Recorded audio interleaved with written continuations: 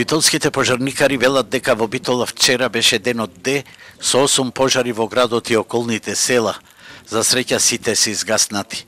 Сепак најризично беше во Подпелистерието во атарот на село Ротино, кога поради силниот ветер, огнената стихија која започна од депонијата кај Цапари, ги зафати тревите и нискостеблестата вегетација во бавчите и ливадите кај село Ротино.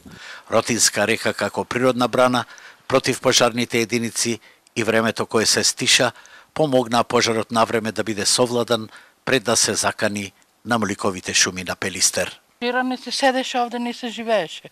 Се е загушено. Надвор да не се седи и дома, и сношти да седиш пак со шубе, дори да се изгасни дип. Многу страшно беше. Многу чалти имаше, цела ноќ, но не спиеше. Шом нема шалат, не може да со стапои, со лопати не се гасни. Пожарна дојде, ама кога дојде, касно дојде. Сакат опрема за да гаснеш. Без опрема не можеш ништо да работиш да немаш. Жителите на Ротино во последните 12 години паметат неколку големи пожари кои сериозно се закануваа на шумскиот појас од Пелистер. Од 2007 година ова е еден од трите најголеми пожари што се случуваат во атарот на село Ротино. Се укажува дека човечкиот фактор е главната причина, а местното население смета дека некои пиромани тоа намерно го прават. Кој и зошто пали, сериозно е прашање, дури оган се појавува и на снежни појаси како вчера во Нишополе. И палат нарочито. Овој пожар се што беше, нарочито беше запален. Човечкиот фактор е причината за сите пожари на отворено, но оние што се случија вчера во Битолско, но и на сите досегашни во државата. Дефинитивно сите пожари кои што се јавуваат во овој период, сите се намерно запалени.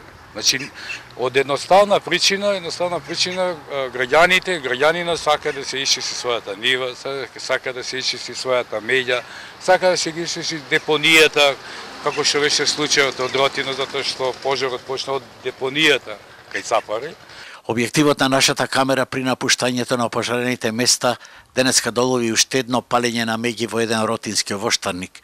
Било безбедно, ни рече собственикот, очигледно што вчерашниот пожар не го вознемирил. Сега се отварат неколку прашања.